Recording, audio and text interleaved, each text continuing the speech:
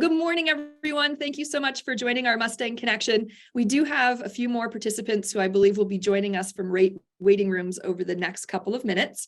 It's a lovely Monday morning here at Chofu. Thank you to the 40 parents who joined us on Friday, and to the many of you who are joining us today again. We are really looking forward to spending this hour with you to share an opportunity to explain some of the things that have been happening here on Chofu campus as the launch of 2023, specifically some changes and some transitions that are happening in our college and personal academic counseling departments. We want to today give you just an update, an introduction to who's in our Zoom room, provide an opportunity for you to meet our incoming counseling team, provide an overview of our counseling model, share with you our transition plans, get to some of your questions, which we've tried to embed in throughout the presentation. Thank you to those of you who pre-submitted questions. And we'll see if we get here. We didn't on Friday, but it's always fun to seek parents' feedback on what is going well on campus and how we could be even better if. So we'll see if we get there. Wanted to launch today just with introductions of who is in our Zoom room. So joining me, and if this has worked, I've pinned our panelists to the front screen. Joining us today, I'm Amy Zubermian, high school principal. We've got Brad Augustine, who is our associate high school principal. We have Justin Curas, who is one of our current personal academic counselors. We have Tin Nguyen, who is one of our current high school social studies teachers. Ryan Naughton, also currently a member of the high school faculty. Emily Hopwood, who is one of our current personal academic counselors. They're all going to have a chance to share a little bit more about who they are shortly. We also have some others joining us in the call who may pop on in a little bit. Jim Harden is trying to get onto the Zoom call, having a couple of hiccups with the link, as is a couple of others who will see if they're able to join us today. But as we get going, one thing we just wanted to share as we kick off our presentation today. We have certainly over the last few weeks with the news that we are indeed losing Sherry, Doug, and Christy from our college counseling team. There's been a few rumors out there and people who've asked, you know, is there an untold story regarding the departure of the college counseling team? And this morning we want to share an emphatic no. There isn't an underlying story. Each of our three counselors have chosen to pursue new adventures at phenomenal schools that are so lucky that they're coming their way. And there's no truth to some of the rumors out there that they were fired. They absolutely were not. There's no truth to the rumor that this is a shakeup because of low early decision and early acceptance rates. Absolutely, that is false. That is not the reason why, yet again, each of these folks had an incredible opportunity. They'd been a part of our community for minimum 6 years, several of them longer than that, which is very lucky for us indeed that they did have that opportunity to be at ASIJ as long as they did. I see that Jim Harden is on the call. Jim, I don't know if you want to just share a little bit more about what you've been hearing rumor-wise and help to debunk any of those myths that are out there. We'll see if he's able to pop on. Thank you so much for joining our call this morning. Yeah, I would say that over the last few weeks, we've heard a number of really kind of upsetting rumors about counselors being let go or counselors being non-renewed. And what I would say, none of that is true. And it's really kind of upsetting because we have three outstanding college counselors who are leaving us. And to be honest with you, I think they deserve to be treated with respect and courtesy, and that kind of reputational damage of why they're leaving, I think is really, really unfortunate. So what I would ask of anyone on this call, if you've heard that rumor that they've been asked to leave or something like that, please call that person out and say that that has no substance, that has no background. I think that's really important. So we'd really be grateful if you would help us dispel that, because it's simply not true. We have 3 wonderful college counselors who are leaving us, and they're all going on to wonderful schools and wonderful opportunities, and we wish them the best. Thanks so much, Jim. All right. We will turn it over now just to share with you who our new team is who are coming in. We're really excited about this team. We're very fortunate that 4 of them are already here on the ground. And so as we think thoughtfully about that transition, especially for our current juniors over to that new team, having them here already as part of our community and getting to know them over the next few months for our juniors is going to be awesome. So I'm going to mute myself and I'm going to turn things over to Emily Hopwood to give an introduction of her background, who she is, and then we'll let the team take. Hi, everybody. Thanks for coming in today. So I've been told to keep this brief, but I think the best way to explain kind of my professional journey is to give you a bit of my origin story. So we start in the mid-90s, and that is kind of one of the most pivotal moments of my life because it was when I was applying to college. And for me, as the first in my family to go to college, my parents were really anxious about the process, and so was I. And I felt like it was a really turbulent time of my life because I had so much fear about what was next that I was actually unable to engage in the process like I normally would have, which like confounded my parents, who were just, because they didn't know what was going on, were just trying to do as much as possible to get me launched. And so it was a really interesting time in my life, and it ended okay, but it actually launched my career in college admission. So my entry point into this world was actually through college admission. So I worked for 2 colleges in the Boston area. I did recruiting, I read applications, and I found myself on ASIJ's campus back in like 2008, talking to students there and counselors. And that was around the point where I realized that I could actually help more with the admission process and helping students if I were to be a school counselor. So that's what I did. I was doing school counseling in Boston for a while, and then I had an opportunity to go to Singapore American School a few years ago as a college counselor, and I was psyched to go. It was kind of like the culmination of like all of my past experiences. And I quickly realized that without the mental health piece of college counseling, the job just wasn't the same for me. So I actually, after about a year at SAS doing college counseling, I switched over to personal academic counseling, just because for me, the two are so closely linked. Like it actually, like I didn't feel like complete until I had the opportunity to do both. And so, you know, looking at this opportunity for next year, I'm actually thrilled because I can kind of go back to the reason why I started high school counseling in the first place. So that's a little bit about me. I'm going to call on someone. Let's see. How about Ryan Naughton? Would you like to introduce yourself next? I'd love to. Hello, Ryan Naughton. I'm going to be a high school counselor next year. I'll follow this story with a little origin story myself. I'm the 3rd child in my family, so my parents went through the college process 2 times before me, and they didn't really help me at all because they were fine with letting me do whatever I wanted to do. And so I made a couple decisions based on, I was able to play sports in college, so I made a decision on 2 different schools. I said I had to make the choice between 2 different schools where I could have gone and played college baseball. And I made the choice. And after 1 semester, I realized that was the wrong choice. And I actually switched schools after that to a school that was a little more better fit for me. And so that started this whole process. And let's say 20 years later, after a career in the corporate world for a couple of years teaching high school social studies and AP courses, I moved into administration in high school level. So I've been a dean of students / assistant principal at a large public high school in Chicago. And then me and my wife moved overseas, where I've been an activities and athletics director for 2 large international schools for the last almost decade now. During the pandemic, as you probably will realize that there was not a lot of use for the athletics and activities director. So with games being canceled, big events, you know, we were in Malaysia and large international Southeast Asian events were all canceled.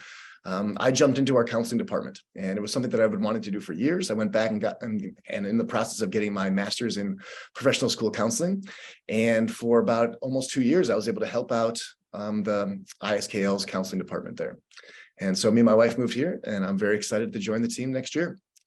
I will have to say I might have to jump off the call a little early. I have a grade 11 group of students that I'm meeting with this afternoon regarding one of their bigger events coming up. So I may have to jump off a little early.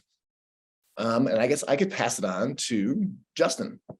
Hello, everyone. Nice to see you this morning. If I haven't had a chance to meet you, my name is Mr. Curris. I am already one of the PAC counselors here, and I also coach American football. So you might know me from that way as well the last few years. This is my second year at ASIJ and my 16th year abroad.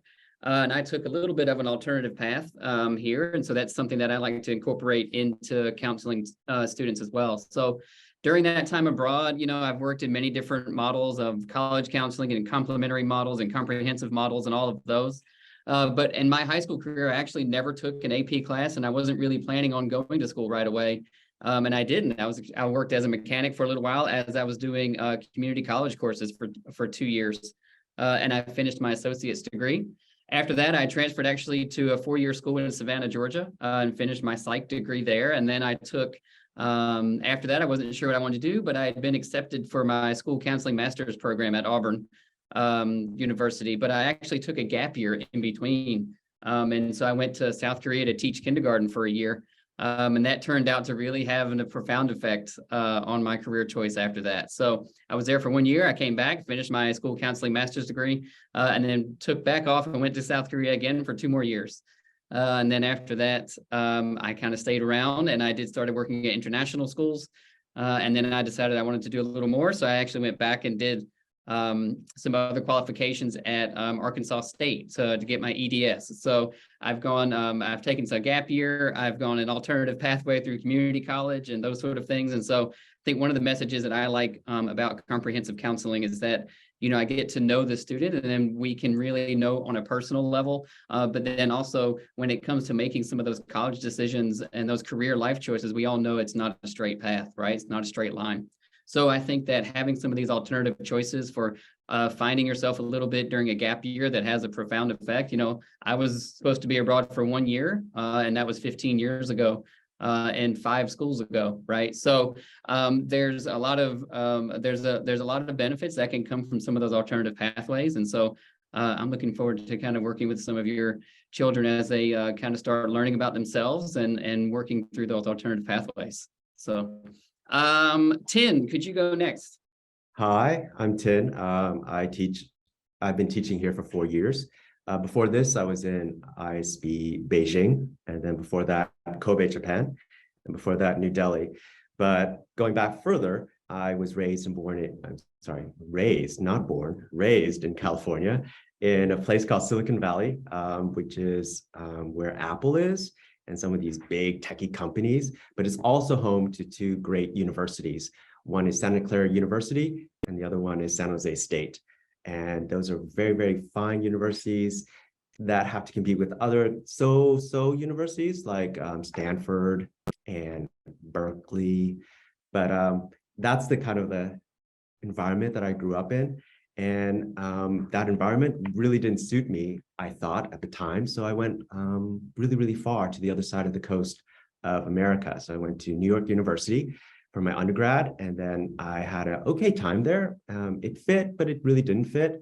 I think the city fitted me, but the university was large and I was kind of really not known. So I went to another place in London. So I went to the LSE, and there I thought I would fit in as well, but it was also kind of not a perfect or good fit. And so I took some time off and I went to Japan, where I lived among the tambo. That's just the rice field paddies. And I was working at a middle school doing assistant language teaching with the JET program. And from then on, I just had a passion in education. Then I went back to California, taught social studies, and then I went abroad. But then I realized that I really, really love the college writing process. And that's where I got inspiration to get my master's in counseling. and then also to work with students individually to help with college essays, application processes, and so forth. And so I am now very, very excited to join this team. Thank you. Thank you so much, Tin. We do have a quick virtual introduction, and we tried this before, so let's hope it works. From our 5th member of our team who will be joining us next year, Amy Carey, joining us from the American International School of Vienna. And then after Amy's video, we do have one former parent of who was on Amy's child was on Amy's course load and caseload in a past life, who can maybe add a little more color to who Amy is in her journey. So let's cross our fingers that the video here works. Hello, ASIJ. My name's Amy Carey, and while I'm currently in my 7th year working as a high school counselor in an international school in Vienna, Austria, I'm really looking forward to joining your community next year and getting a chance to work in the high school counseling office and work with the students and parents in the larger community. I'm also happy to be joining ASIJ with my husband, Ryan Carey, who will also be working in the high school, and our younger son, Ethan Carey, who will be joining the senior class. This will be our 6th international move, and I couldn't think of a better place to join, and I'm really looking forward to meeting you in person soon. Take care. Amy, I guess I will just jump in. So I would be the parent who has a personal connection with Amy Carey. So most of the parents joining the call might know I have adult children, but unfortunately we joined ASIJ after they had already graduated from high school. So neither my son nor my daughter ever attended ASIJ, but nearly 10 years ago now, Amy was our son, who is almost 28 years old now. She was his high school counselor, and what I would share is she is outstanding, a wonderful human being, just a tremendous asset to my former school. And I have been trying for much of the last 6 years to get her to join ASIJ, which I hope means something in terms of my confidence and my belief in her and how she's really going to be a member of this really outstanding counseling team that we're putting together here at ASIJ. Thanks so much, Jim. I've had the pleasure of connecting with Amy several times. We're in regular contact. She's very eager to get here and become part of our community. Just a really warm human, myriad interests. And we'll share later on in the presentation. We're really hoping that she can join us in the spring for a week to get to know our community, get to know the team on the ground in person a little bit more, and to meet so many of you and your children. So she's absolutely delightful, as is this entire team. I hope you could hear even from their origin stories, the deep care they have about working with and alongside young people to help them find out who they authentically are, right? And what where they're going in their lives, making sense of this really complex world we're a part of right now. And that's the life's work of all 5 members of our team. All right, so just wanted to just give you a little bit of an overview of the model that we have chosen with the move to comprehensive counseling. But before we get there, I do want to just also just spend a little bit of time assuaging perhaps another worry that might be out there in the community, which is, how do we do a thoughtful changeover? Right? And what does a thoughtful changeover or transition really mean? And how do we transition the knowledge from one team to a next? And as I was reflecting on this over the weekend, I thought it might be helpful to zoom out a little bit to share some of the key takeaways actually that Bob Nodden and I and Scott Wilcox had when we visited with some of our university admissions partners on the East Coast earlier this year in October. We shared some of those highlights in our ASIJ 2030s. But I think one of the big takeaway for this for me, speaking with our alums, speaking with our college admissions officers, is that word I've got up in that top corner, which is reputation. ASIJ has an absolutely stellar reputation on the international scene. We have been preparing our young people for their post-secondary endeavors, whether that's their gap year, community colleges, college admissions, career choices, for well over 120 years. And what we heard over and over again, whether we were sitting with Harvard, Wellesley, Brown, Boston College, Boston University, Tufts, Columbia, Parsons, NYU, the list goes on. As we were meeting with these, we heard again and again that not only is our program world-class, our students are absolutely stellar. When our applications come through for our kids, and this has not just been the last 6 years with our team, but the last decades worth of work at ASIJ, our school is very well known. Our program is very well known. We have access to our ASIJ admissions officers. Everybody we reached out to was very happy to have time to sit with us, to ask us how our kids were doing at ASIJ, and for us to ask, how are our kids doing on your campuses? And they knew our kids. They knew who our young people were who were on their campuses. And that is a real testament to the process that we have here at ASIJ of our college admissions teams consistently sending amazing kids to incredible schools and life paths that are well known in this community.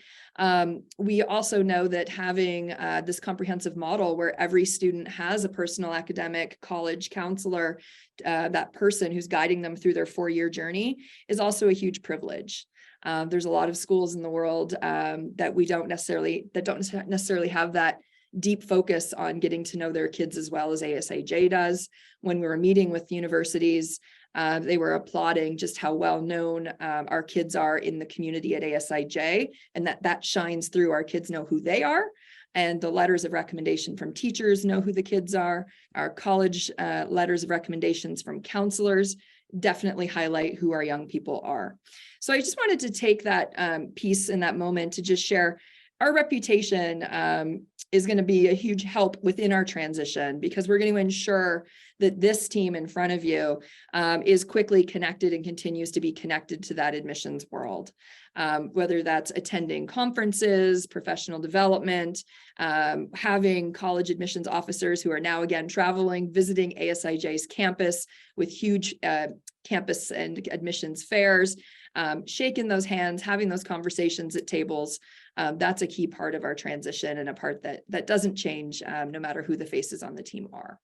So with that, let's move into sharing a little bit about the model that we have chosen after taking the last month and a bit to really look at what are schools in the region doing, what has been ASIJ's past approaches to counseling. We've built out scenarios, we've built out models, we've weighed pros and cons.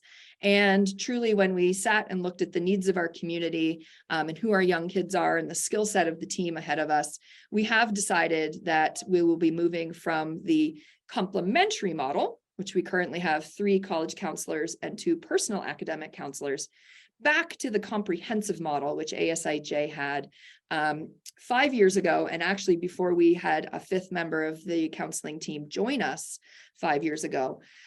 This means that every student will have a counselor assigned to them when they join the high school, whether that's 9th grade, 10th, 11th, or 12th. And that counselor will serve as both their personal academic wellness counselor and the person who guides them through their college admissions journey. So you'll see, or their post-secondary journey. I want to be thoughtful about that too, that whatever those post-secondary plans are, they've got somebody who's really on their side to help navigate that. So we'll be balancing that heart work, that wellness work with what comes after high school work with that counselor. And there's a lot of benefits that when we were weighing our pros and cons that we were looking at with this model.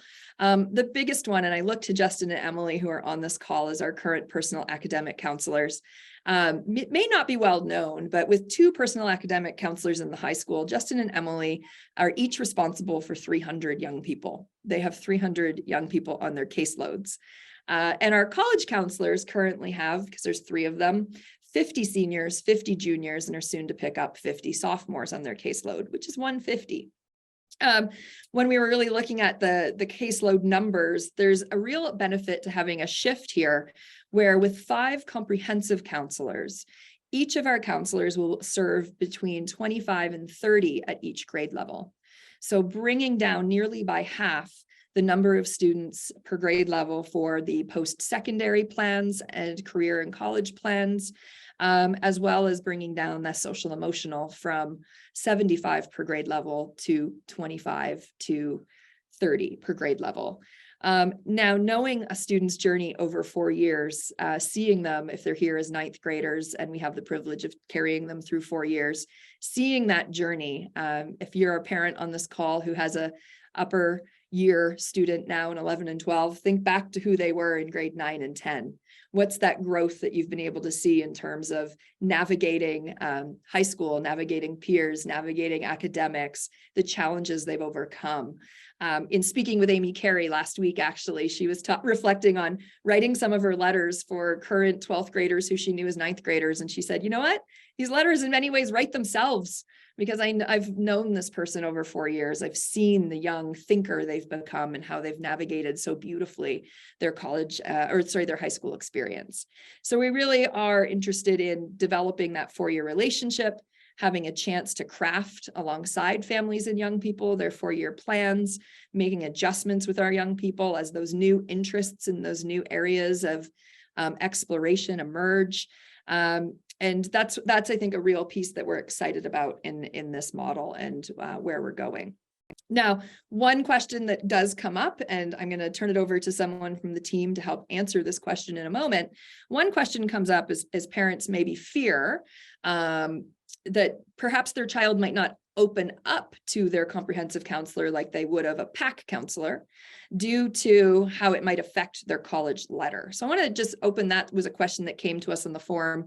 Is there someone on our team who might be able to just speak a little bit of that effect? Yeah, go for it. Emily, thank you. I can do that, sure. I can answer, thinking about the answer to this question, I feel like I can answer it in 2 ways. The first being, one of the things that the college counselors did a couple of weeks ago in a grade 11 seminar is they helped kind of shine a light to students on what exactly is in the letter of recommendation, because I think it would be pretty surprising, actually. The letter of rec from the counselor that goes to US colleges is a pretty, it's pretty prescribed of what we actually have to say. We have to talk about the student in the context of their high school, meaning we spend a lot of time explaining kind of, the curriculum choices that they've made over 4 years, as well as talking about their character. The students get the chance to really inform kind of the major themes of that letter, because we ask them to fill out a pretty comprehensive survey that kind of speaks to all of the things that we are looking for in the letter. We would never, when I think about the word recommendation, it's not an evaluation. It's not an evaluative kind of snapshot of 4 years, but it's more, here's the reasons why we're recommending the school to the program. So that distinction is really important, because I think the part 2 of this answer is, with Amy saying how our caseloads will be much smaller, I really feel like the relationship between the counselor and the student is going to be kind of at the forefront of our work. And my hope, and I really sincerely hope that, because we have that for a relationship in smaller caseloads, students do feel comfortable bringing their authentic selves into this office, so that we can talk about kind of everything. I think if students knew that kind of that we're going to not really, I don't know how to, I'll say this eloquently at this moment, but we're not going to focus on kind of the things that they might struggle, but recommend them and help them kind of work through those struggles to help them be successful. So I don't know, Justin, is there anything you want to add? So I would just say that I think sometimes there's a fear that as a comprehensive counselor from students that, we might write in the letter, say how many times we meet with a student or what we had to meet with them about and all those sort of things. The counselor letter is not in place for that. Remember, those things are confidential. The counselor letter never includes those things about why we met or how often we met or if those sorts of things. And so, as Ms. Hopwood explained, we talk to students, we'll get to know them over the years that they're here. And even the grade 11 transition students that are coming through, we're meeting them now, we'll be meeting them later. We have lots of different transition tools in place that we can talk about later too, but different surveys and things that we ask for. If I have a question for a student, I'll ask them. The students actually have a little bit of control, like what's in that letter about the way that they answer those survey questions, the way that they come and interact with us and those sort of things. So there's not anything that we would never write something in those letters that would be detrimental to a student or something like that, right? It's not a place to report on a student. It's not a confidential report.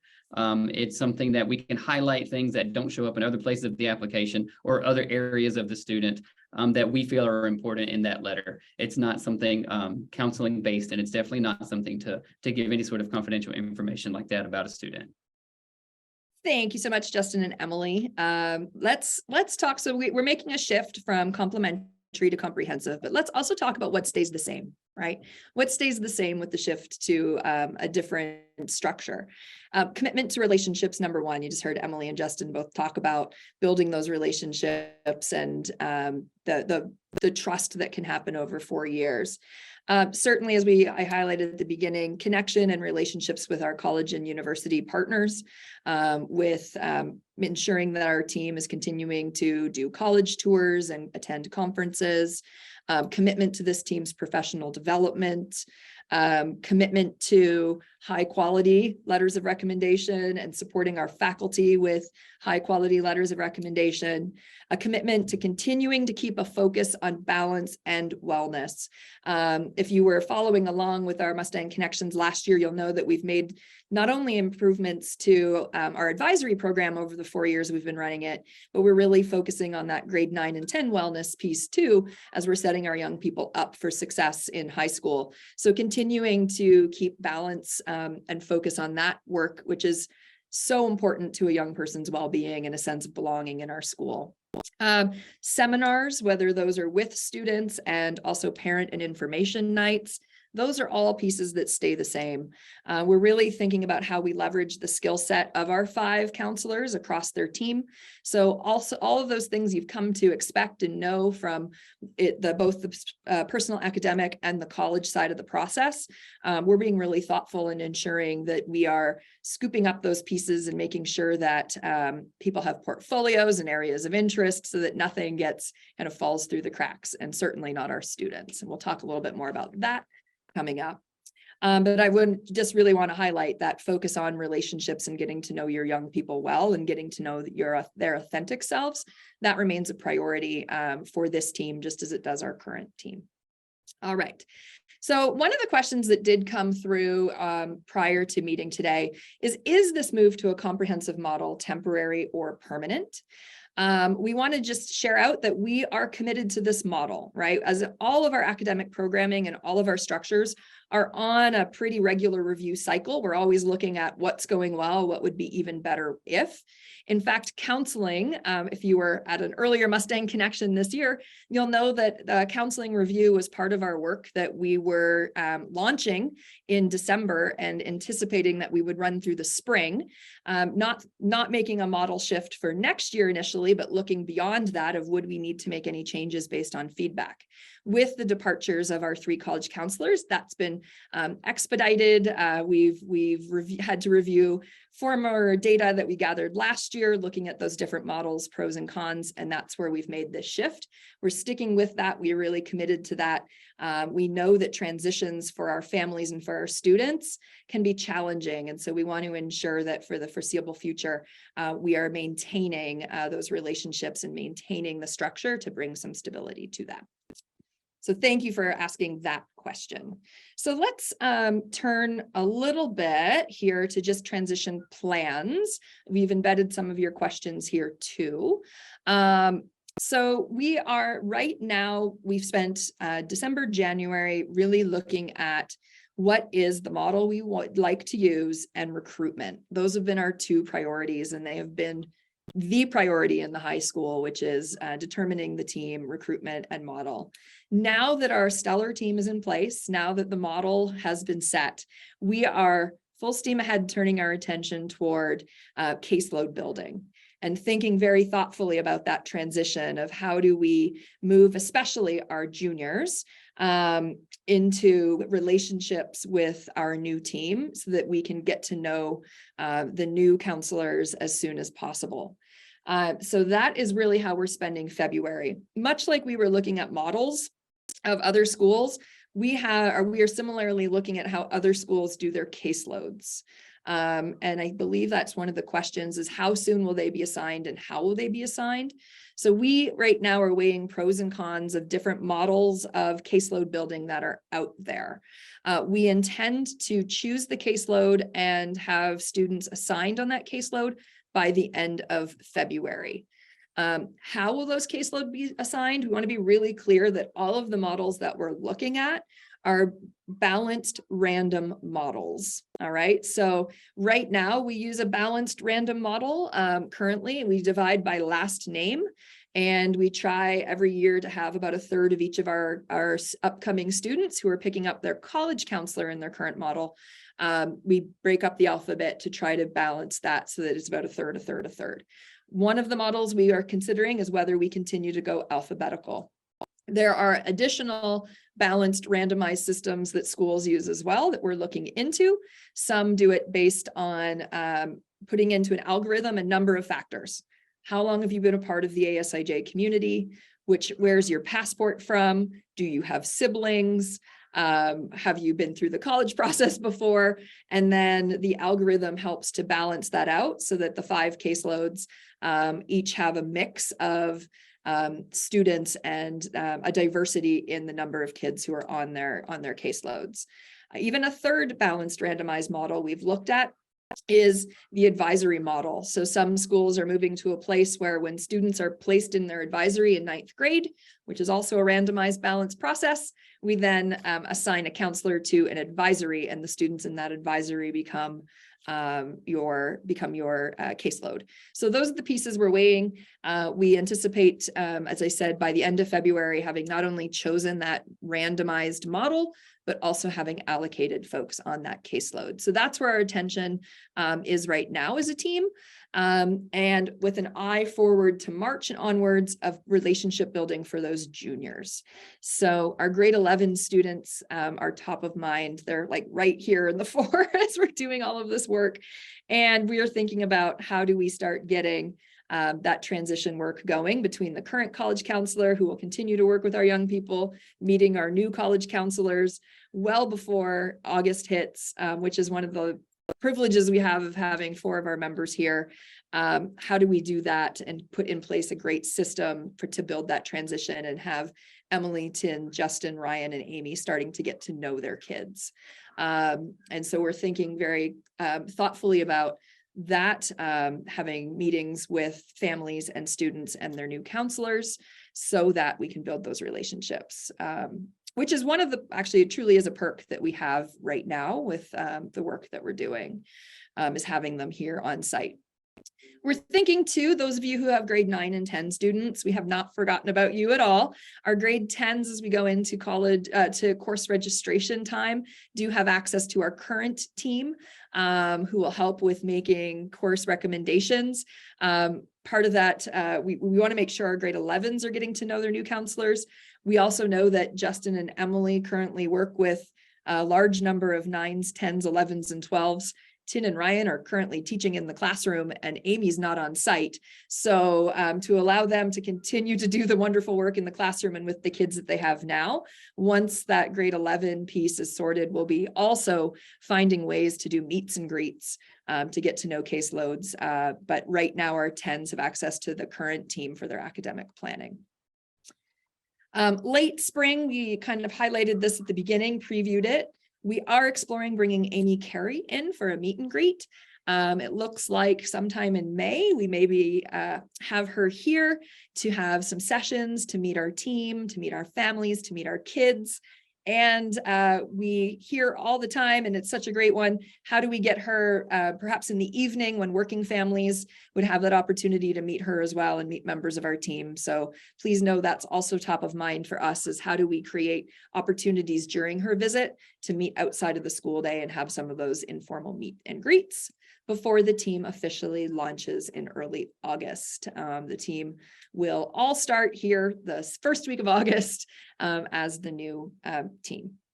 So that kind of gives the big overview. I hope I didn't talk too fast, everyone. It's hard to gauge sometimes when you're on the screen, so thanks for bearing with me. We have a few questions that did come in as well on the form that we sent out, so we want to address those. And then if you do have additional questions, please do pop them into the chat. We can see those, and we'll ask our panelists and our team to spend some time answering those questions as well. You can just type those right into the chat.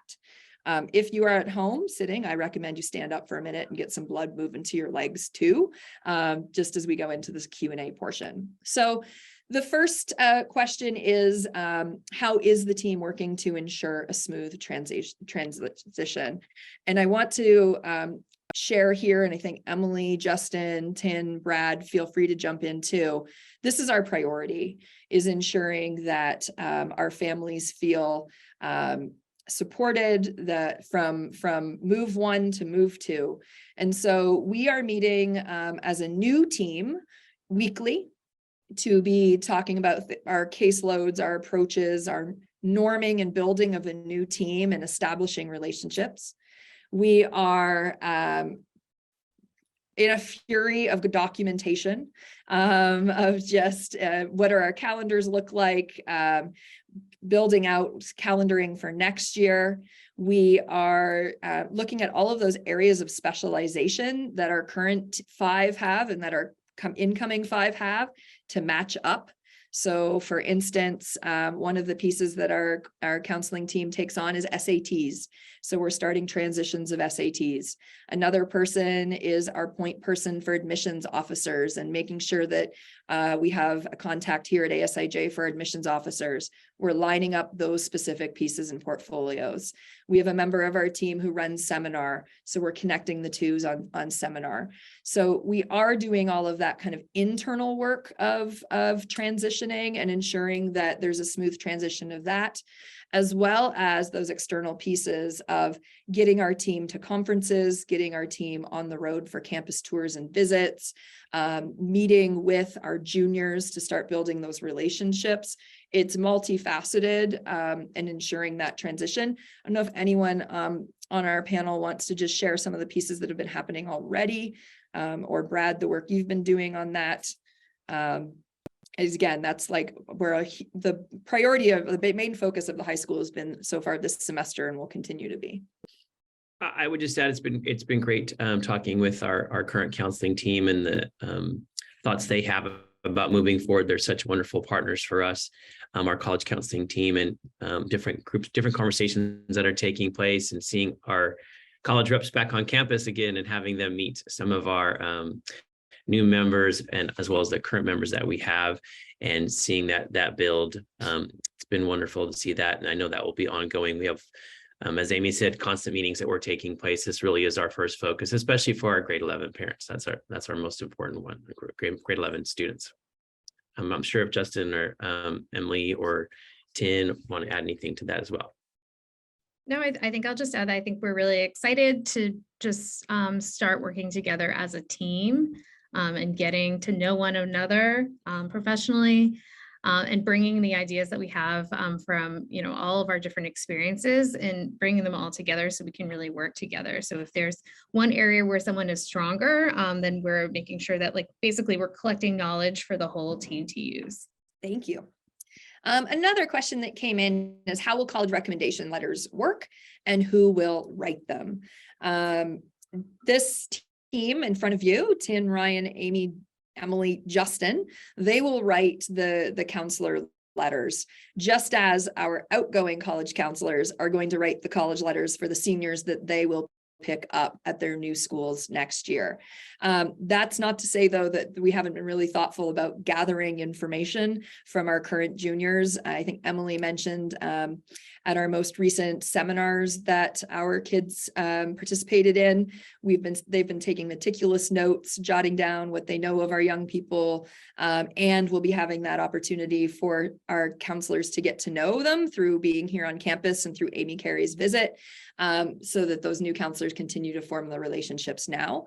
But we are taking those careful notes, careful transition pieces throughout. All right, so your questions. We've got a few questions that have come up through the chat or come through directly. I'm going to just look through them here for a moment. The first one, and maybe the team, because we've spent a lot of time talking about this. The first question from a parent is, you've got one counselor for 4 years. What if it doesn't fit? What if that counselor student fit just doesn't feel like it's a great one? Is there a chance to switch from one counselor to another? We don't switch counselors. However, there's kind of a way that the team works together to ensure that all students are getting what they need. Does anyone want to talk about how we work together on that piece. Oh, that was a direct message to me. So is there a chance to switch counselors? We go with the one counselor that is assigned, but with the team does, what counseling teams do. Justin, Emily, you want to share how it currently works when you're working with a young person? Yeah, I think that, usually if there is I would always, if a student was hesitant to work with me, I'd try to get to the bottom of that. Like I said before, I think relationship building is such a big part of this process. And so, being able to kind of work through that, I've, in most schools I've worked at, changing counselors has not been an option. So I feel like every time there's been kind of that barrier, I feel fairly dedicated to kind of work through what it is. So that way we can, have a positive relationship moving forward. And I also mentioned, I think the part about sharing information with one another is really important. So, as a team, I think we're going to be working together to, I lost the word. What is the word? We're working together to kind of, whether it's our letters of recommendation, the list, or the colleges that we suggest, we're going to do everything we can to kind of standardize that across the 5 of us, whether it be, commenting and giving feedback on letters of recommendation, or going through students' lists to make sure that we have the same opinions and feelings. So we really want to standardize our the work that we do with students, so that someone, it doesn't matter who you would get on the team, you would get a really similar experience. Thanks, Emily. The calibration of the team is what we've been talking about. All right.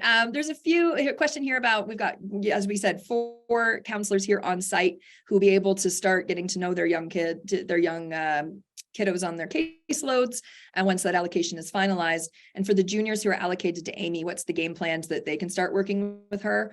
I've been chatting with Amy, so is the team. We are already, when she has her caseload out, letters will go out from her to her next sets of families. And as I said, we're hoping to bring her in to start having some of those meetings and to have some of those meet and greets in May, so that she starts to have faces to names and names to faces and families as soon as possible. And again, whether your counselor is here or it's Amy Carey, who's not yet here, our current team is doing incredible work to ensure that they're picking up notes and aspirations and conversations that they've been having. The documentation is incredible, so that when Amy comes in, she will be well set to hit the ground running with ED and EA applications when she's in August, just like she'd been here for 4 months on it. She said she's also been at several international schools.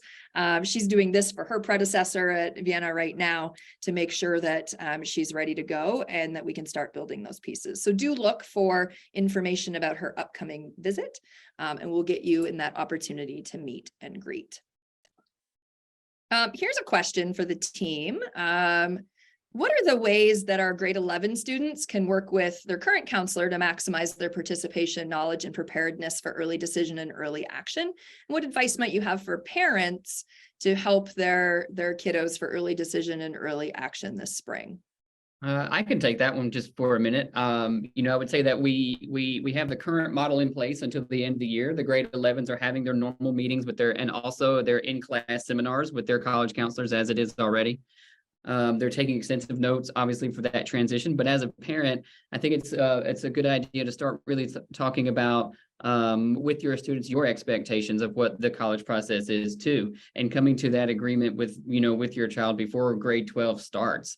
If you're specifically talking about early action and early decision models and applications, those will come quite early, obviously, in your senior year, right? Like October 15th sometimes. So or before. So I think being able to have an open discussion starting now about like maybe what your expectations as a parent maybe are about what and where and how and finances and all of those sorts of things, coupled with your child's expectations about like how they maybe want to go proceed as their post ASIJ plans evolve as well, and kind of being a part of that process this semester. The college counselors are doing a great job, obviously, with their grade 11 seminars and their meetings. And so I think having an open dialogue as soon as possible and getting everyone's expectations in line as we move through your junior year, as we're moving into that grade 12 year. So continue to be involved and know that the students here are still receiving great college counseling, obviously from their seminar lessons and from their meetings with their college counselor.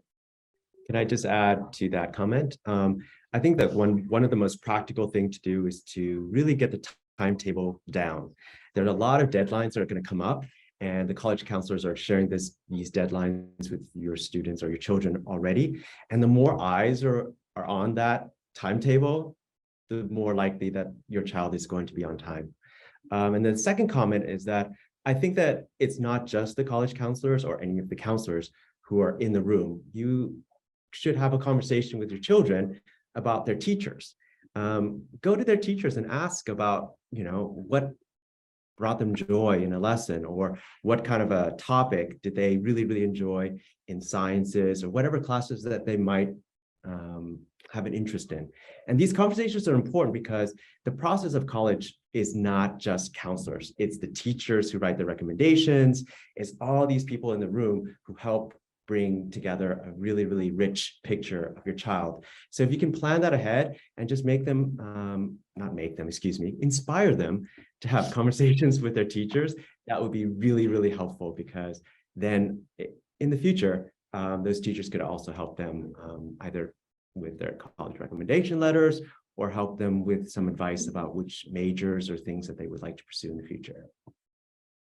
Brad, maybe I'll share this one with you. We're just thinking about building out those caseloads. You want to share a little bit about how we balance randomize? It says, how do parents input incorporate best match process? I'm assuming this one is about the new counselor and the 11th grade students, which you want to talk a little bit about how we're thinking about that randomizing piece. Yeah, I touched on a lot of some of the models that we're looking at. Our current model is alphabetical, and it splits everyone just by letters of the alphabet. We're certainly considering that. One of the topics we really are interested in now with the current team is around advisories. All of our students have an advisory class of about 13, 14 students. It's a real advantage for our counseling team to all have the same students in that advisory. So if they want to speak to that advisory, to know that they could have perhaps, let's say, 3 senior advisories, they could go to 3 different rooms twice a week and always know all their kids are in one place. That's a huge advantage for us to really have a randomized group of students, but also have it in a similar group through advisory. It really is important that it's randomized. We have to have an equitable process. We can't have a situation where parents request counselors. It just wouldn't be a fair process. There's no way we could actually put together a schedule in that matter. So those are the conversations that we're having, just to make sure that we figure out what's best for our particular school, and looking at the models we're hearing from similar schools that are like us. But we'll know that in the next couple weeks for sure, and share that with parents really soon. Excellent. I see a question here about appreciating the efforts of thinking through our plans and our solution, and what got us into this situation. Did we miss anything? I think this goes back to that first question of, is there an untold story here? And if I know parents were coming in after the jump, so just want to make it clear yet again that there is no underlying story that's happening here. We have the absolute delight of having had a team together for 6 years, which is almost unheard of in the international scene, certainly for IRCO schools such as us, where that turnover, I think of my previous school, we had turnover every year. It was just one of those pieces where the timing and those opportunities for our new people, or for our counselors to go to new schools that were phenomenal schools, just so happened to hit us. So there's, to prevent it from occurring in the near future, I mean, everyone has to make individual plans and choices for their families, for their lives. We don't have crystal balls, unfortunately, of those pieces, but just do want on this call everyone to know that there is not an untold story. There is, if you hear those rumors, please send them, write me, shut them down yourself. We feel so lucky and fortunate that we had the team we had together for so long, and to give them that respect and dignity as they leave here too, and to celebrate their next adventures. Please help us with that piece to make sure that we're we're not spreading falsities in our community. All right.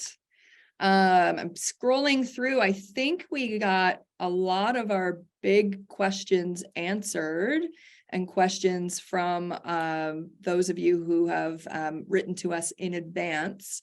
We've got just a couple of minutes left before we kind of wrap up our Mustang Connection today.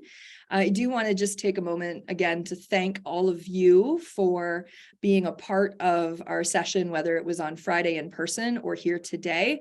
Special shout out to Caroline Haddad, our incredible high school PTA rep, who made sure we got the word out on social media, WhatsApp, and all of those pieces. We are so grateful to have Caroline as a part of the team and helping us to have these connections and these important sharing of plans and questions. I want to thank to our incoming team for their flexibility and their willingness to be recorded and get their stories out onto our community and to our families, and thank our current team too. They're not on the call this morning, but we know the incredible work that our college counseling team is doing. As I said, we're so excited for their next adventures. They're going to amazing schools. I told all of them, like, their new schools have no idea how lucky they are they're coming their way. And so as you see those who are departing our community and welcoming the new folks to our community, please do express your own gratitude to those folks for the amazing work they do with our young people. It's so, you can never hear thanks enough. Yeah, please do that. Please thank them on the way out as well. So we are going to, I think, wrap up our time together today. And we also have, I know some folks have to go teach classes. As you have additional questions, please do send them our way. You can send them anytime. We are happy to connect via email. We're happy to connect in person. Just let us know what's top of mind for you. Really appreciate you all coming out this morning to be a part of this. I'm going to stop the recording. And as I said, I'm happy to stay on the call for a few more moments. Some people like to share their question not publicly or on a recording. So I'm going to just hit stop on that recording, and then I'll stick around for a few more if you've got additional questions. Those on the team who need to run to class, etc., please feel free. Thanks so much, everyone, for joining us today.